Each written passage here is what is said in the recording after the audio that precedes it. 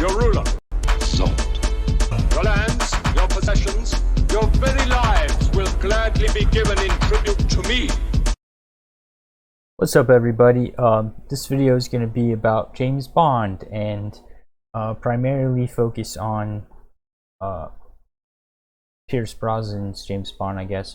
Oh, so this is a nerdstalgic video. So this nerdstalgic video, we're going to check out, I don't know. See, the thing about Pierce Brosnan's James Bond is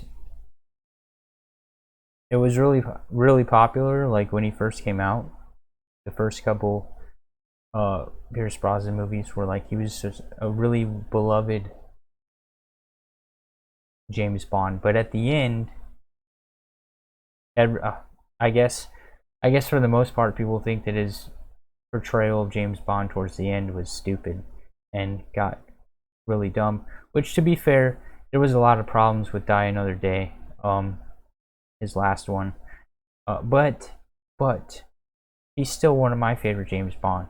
Like, if I would rate him, I would rate the best James Bond was obviously Sean Connery, comes number 1, and then I would put Pierce Brosnan right up there at number 2, maybe even, I don't know, because Daniel Craig's pretty good too, but some of his more recent ones weren't that great. So I don't know. So either Pierce Brosnan and Daniel Craig tied for number 2, or Daniel Craig in number 3.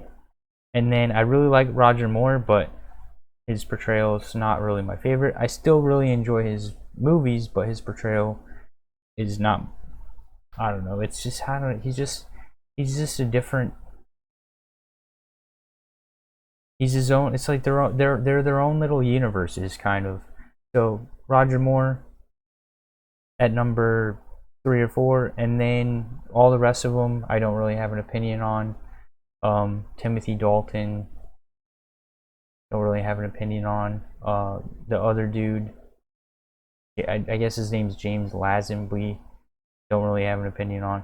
Anyways, so jump into the video and we'll go from there with our stop and go style commentary. Right, make sure it's at max volume. Yes, we're at max volume. Share the screen. Here we go. James Bond. With a renewed emphasis on action and a grounded aesthetic, GoldenEye cemented itself as a fresh new chapter in the decades-long saga of James Bond. However, despite rescuing the franchise from obscurity, Pierce Brosnan would ultimately be the man who saved and then killed the Bond franchise. By what means shall we execute you, Commander Bond? What, no small talk? No chit-chat? Since its inception in 1962 with the release of Dr. No, the Bond franchise has gone through numerous ups and downs. However, none of the fallow periods in Bond's history have been quite as risky as the change over from the Timothy Dalton era to the Pierce Brosnan era. You have to remember that during the Connery and Lazenby eras of Bond, he was a hard-nosed spy. However, after 7 Roger Moore films, the character needed a little bit of a refresh. Simply put, Bond had just become too silly. Yeah, exactly. I've never done that before. See, like, Sean Connery was the best because it was just the right amount of everything. It was just the right amount of stoicism, charm,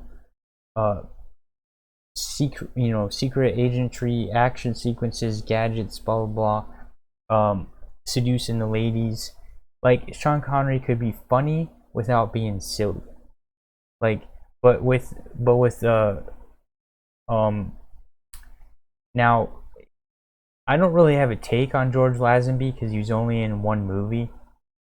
And that one movie was like kind of so. It wasn't bad, but it was just like he didn't get a chance to really form his own Bond because he only had one movie. But Roger Moore's Bond was way too silly. Like, that was my problem with his character. Is, yes, he was charming, you know.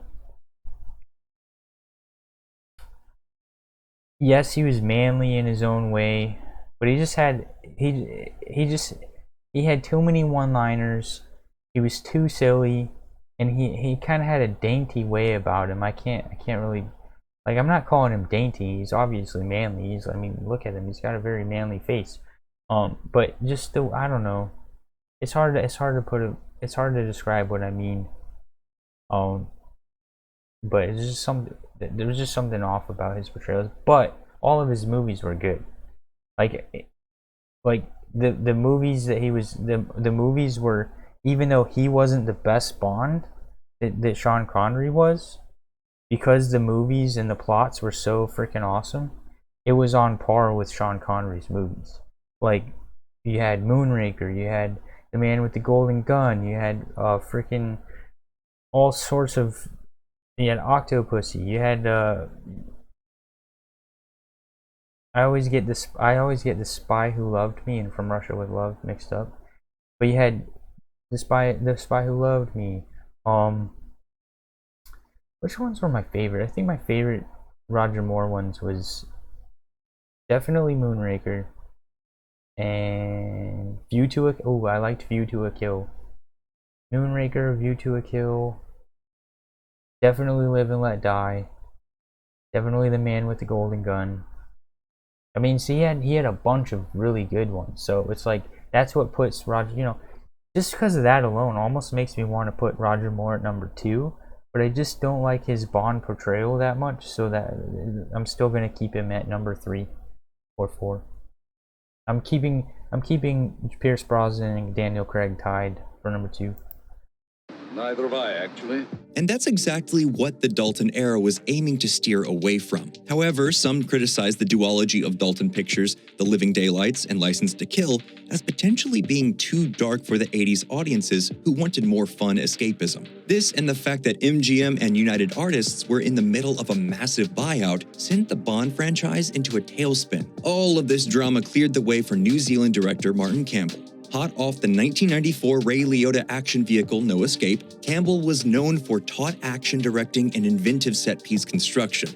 He was brought in with the explicit purpose of retooling Bond for the 90s. There needed to be a clean break from all the messiness that had happened, a bold path forward. And his first executive decision?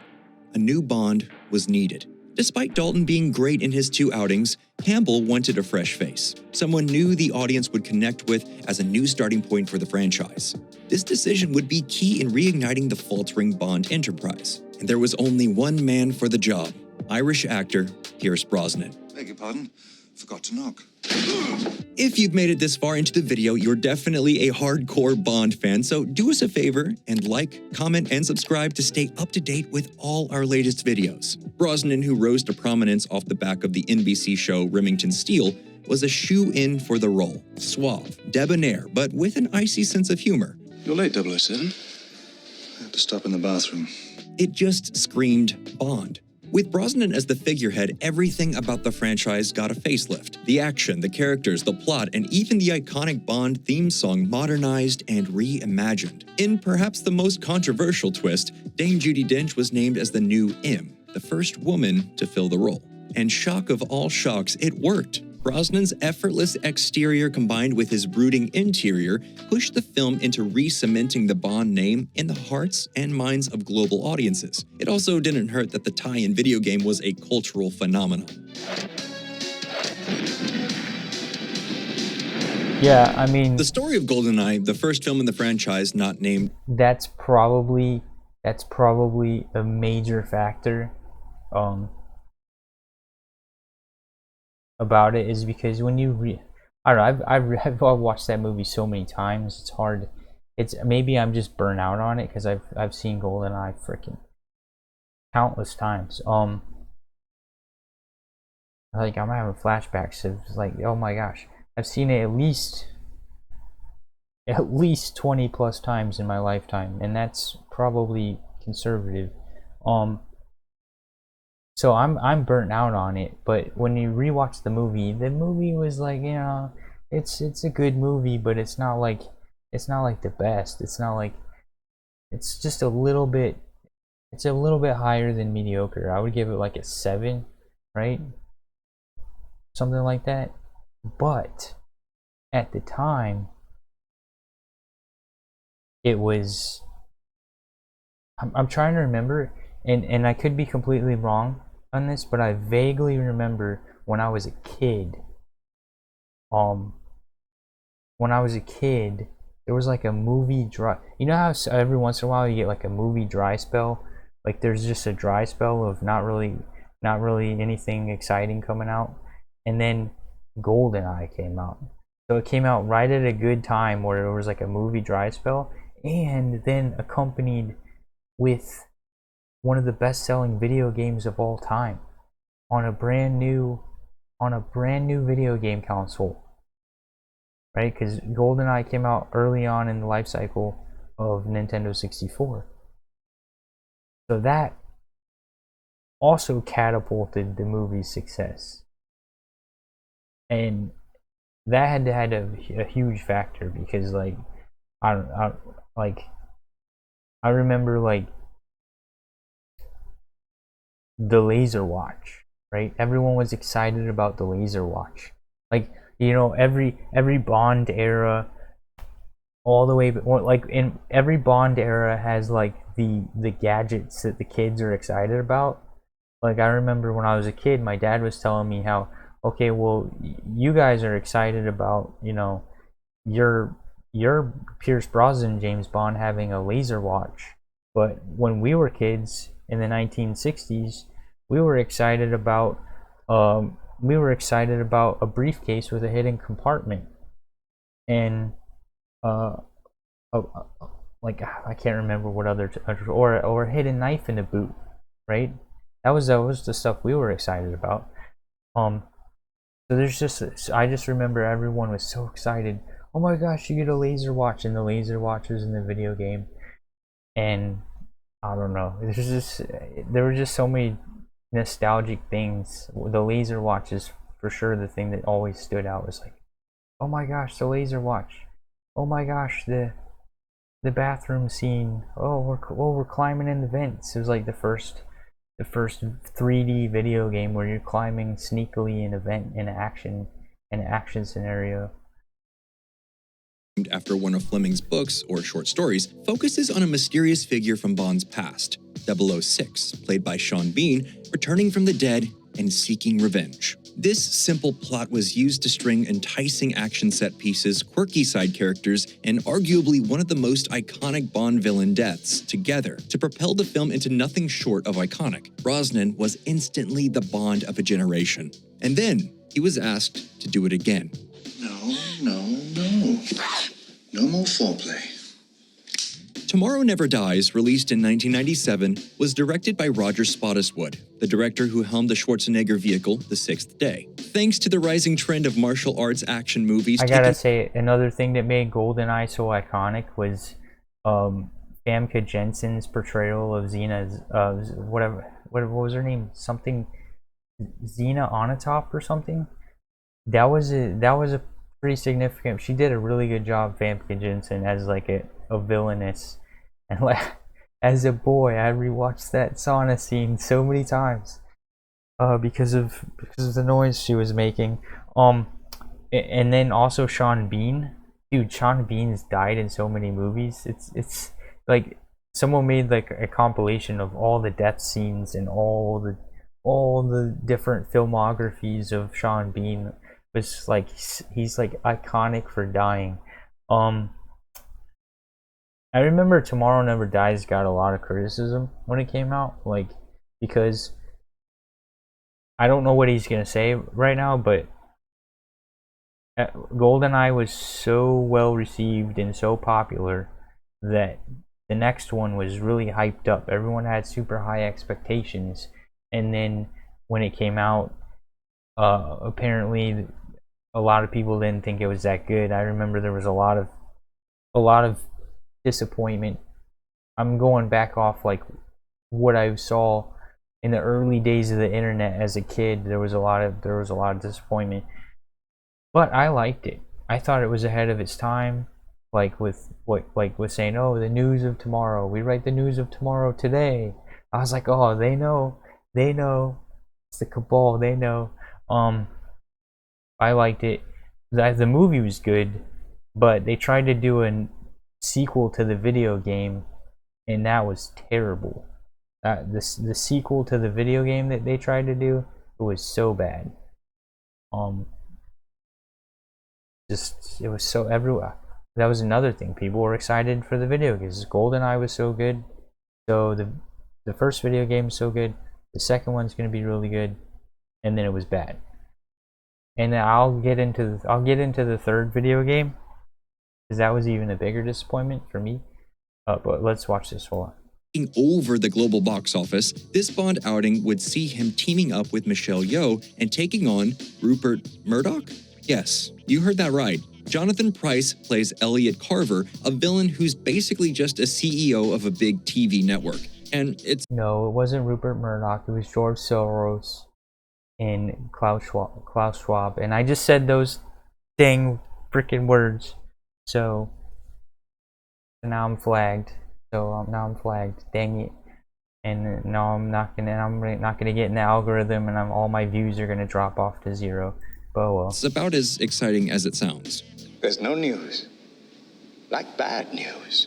Tragically, longtime series producer and architect Albert R. Cubby Broccoli passed away only 7 months after the release of GoldenEye, and thus Barbara Broccoli and Michael G. Wilson are fully put in charge of the franchise. After fully getting to know Brosnan, the new twin head honchos decided to pivot Bond's persona back to the direction of Roger Moore, and less of the grit and grounded tone that made GoldenEye which was a success. a mistake. Tomorrow Never Dies received mixed reviews and opened at number 2 at the box office, but for added context, it opened the same week as Titanic, so there's that. 1999 saw The World Is Not Enough, and guess what? It was more of the same. A weirdly miscast villain and Robert Carlyle's Victor Renard Zokas menaced the world with the threat of nuclear Armageddon. In the narrative, Renard has survived a failed assassination attempt and has a bullet lodged in his skull, leaving him impervious from pain. However, this factoid isn't that... Yeah, I enjoyed both of them as action movies, but I did not enjoy the fact that there was more silly. It was more silly, like he just said. It was... The GoldenEye was serious, so like, you know, serious, real grit, and then they just went full on, like, okay, this is action hero silliness, where now I still enjoyed them, and that was because the action sequences were really cool. The gadgets in Tomorrow Never Dies and World Is Not Enough. Oh, and that's something he didn't touch on. He didn't touch on any of that. He completely skipped over that. So, well, we need to go back and touch on that. Tomorrow Never Dies gadgets are way better than GoldenEye's gadgets, and same for World Is Not Enough. The gadgets in Tomorrow Never Dies, freaking just so cool. Like, I can't remember all of them. The one that stands out to me is the car, the BMW that he could drive with his cell phone. He could drive the BMW remotely with his cell phone, and it was also impervious. It was impervious to damage. Like, you could take a sledgehammer to the windshields and it would just bounce right off. There was so many cool, and the tires would refill themselves. There were just so many cool things about the gadgets. What other gadgets was in Tomorrow Never Dies? There was a few cool ones. The one that's standing out to me is the fancy car. Oh, and the phone that controlled the car had like a built-in taser or something. I think I'm remembering correctly. I don't remember. And then there was like a special tool. There was a special tool that he gave him for his gun. I can't remember. I don't know. They always have this special PPK in the glove box of the fancy car they gave him. So in the fancy car is in your glove box, and then here's your special tools in your glove box. And they gave him like a new silencer for his PPK. I can't remember, a suppressor. I hate it when people say silencers. Once you learn the reality of that, a lot of these movies lose their magic. But especially the scene in John Wick. I know we're getting really off topic, but in John Wick, the scene where him and the assassin are just walking through a crowd of people, taking pop shots back and forth at each other, and nobody's noticing. It's like so asinine because it's completely unrealistic. Because once you realize the real life reality of suppressors, in movies they call them silencers, but in real life they're called suppressors. Everyone would notice. It is not quiet at all. It's a suppressor. It just muffles the sound. So really what it does is your neighbor, like let's say if you live if you live in a rural area, right, where your neighbor's like a good couple miles away, right, without a suppressor he would hear the shot, right? With a suppressor he won't hear the shot. And usually they combine the suppressor with also subsonic rounds. That suppresses it even further. So you got the suppressor and then the subsonic rounds, and then it can get really, like if you add the suppressor and the subsonic rounds, then it can get pretty quiet, but it's still loud enough that everyone in that crowd is going to hear that loud pop go off, and everyone is going to notice. But yeah, so that kind of ruins the movie magic of all these choo choo choo choo. I can't remember the thing. There was like a special box they gave him in the glove box that was, I found really cool, but I can't remember. And then in The World Is Not Enough, the gadgets in that, there was like a special bouncy ball thing. There's also, I need to rewatch these movies because there's all sorts of cool gadgets, but I remember The World Is Not Enough video game really disappointed me because it looked like they were going to make another first-person shooter that was going to be in the same exact gameplay style as GoldenEye, but with updated graphics. And I remember being really disappointed because not only did, I don't know, like remember in GoldenEye when you shot someone they would get a blood stain, right? And that was really cool. It was really cool to see, oh, that's where I shot him. That little red spot, that's where I shot him. They would get a blood stain, right?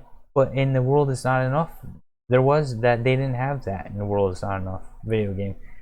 And so, I don't know, The World Is Not Enough video game was just, it didn't have the same gameplay. It was first person, but it just didn't capture that magic that GoldenEye had.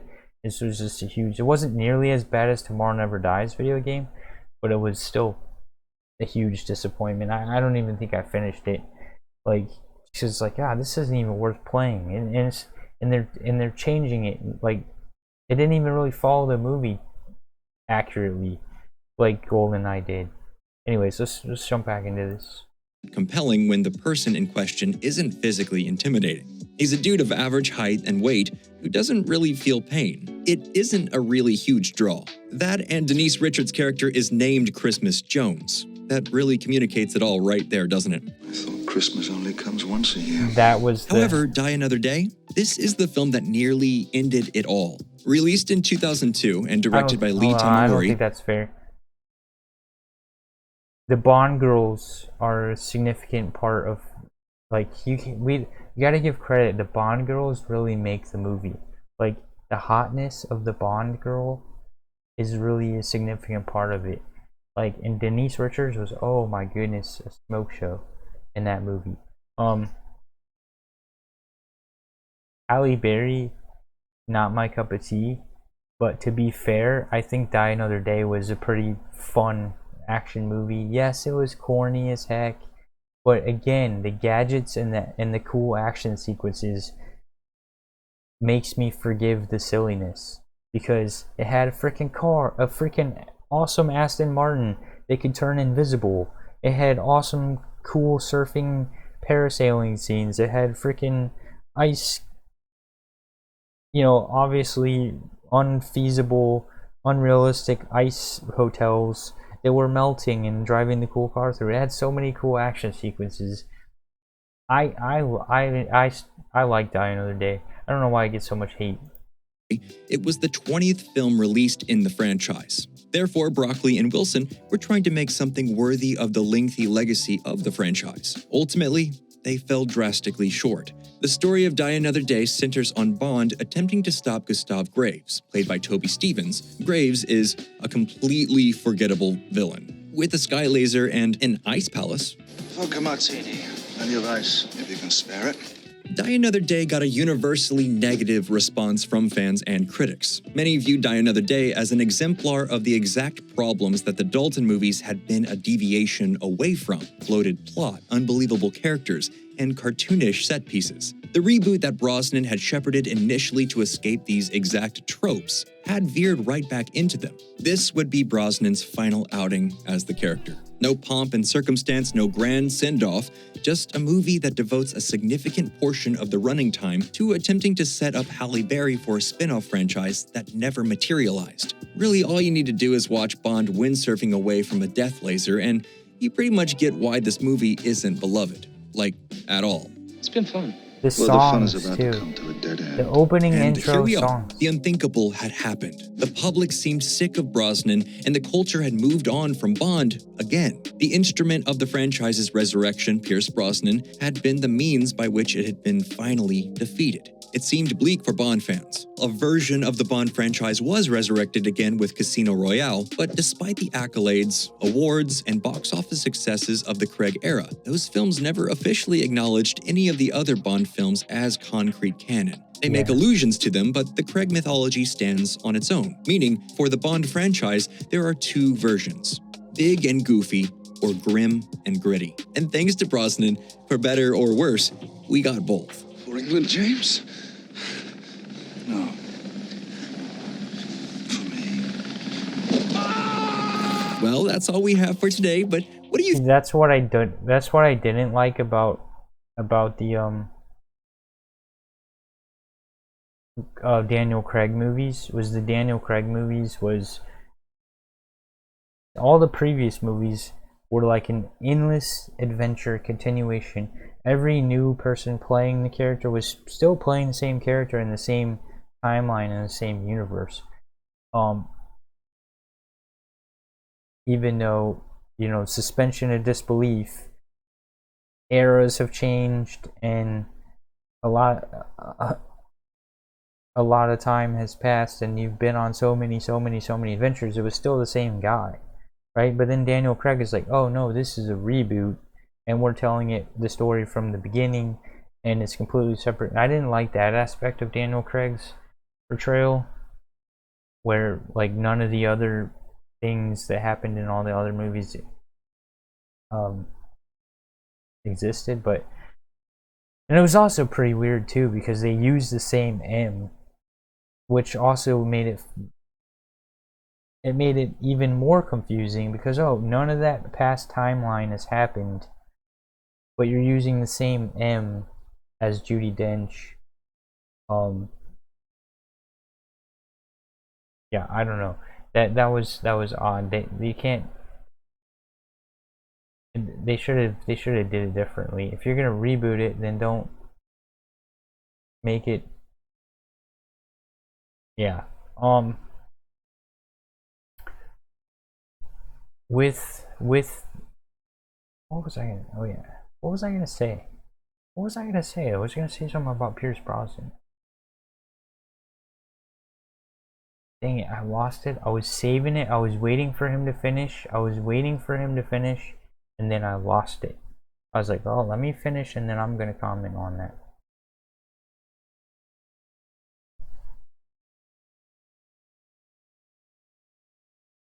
Oh. No, I can't remember. Oh, I remember the songs. That is such a big thing about Bond movies. Every single Bond movie since the 60s, since Dr. No, since the very beginning, every single Bond movie. Now, I don't know how they arrange this or how they organize this, but they will have a musical artist write and record an original song just for the movie. And then a lot of times the song is so good that it becomes a smash hit separate from the movie. Like Skyfall. But I think it was Skyfall. Who's that artist? What's her name? The lady, the big fat lady that everyone, I think her name's Adele. What was it? The Bond movie? Yeah, that's her name. Bond song, Adele Bond song. And she won an Oscar for it. She won an Oscar for Skyfall. And that's what I'm talking about. And that wasn't the first time too. Like, there's been so many good songs that were made for Bond movies. Like Live and Let Die, dude. Live and Let Die. I think it was Paul McCartney. Am I wrong? Live and Let Die? Or was it original? I don't know who. Was it Guns N' Roses or was the original Paul? I think the original was Paul McCartney, right? Or am I wrong? Yeah, it was Paul McCartney. And then Guns N' Roses remade it. Yeah, so originally it was Paul McCartney. And why was it made? It was made to be the main theme song of the 1973 James Bond film Live and Let Die. And that song is freaking amazing. There's like a whole bunch of examples of that. Diamonds Are Forever. What's that one song? Is it called All Time High? I was only looking for a simple distraction for an hour or two. Had no intention to do the things we've done. I don't know how the rest goes, but then the chorus goes, we're an all-time high. Anyways, I'm gonna wrap up this video. Appreciate you guys for watching. Holy crap, another 30-minute video. That's okay. I like talking. Who else you know, that's what I make these videos for. So I'm not bugging anyone in real life. Alright, I appreciate you guys for watching this video.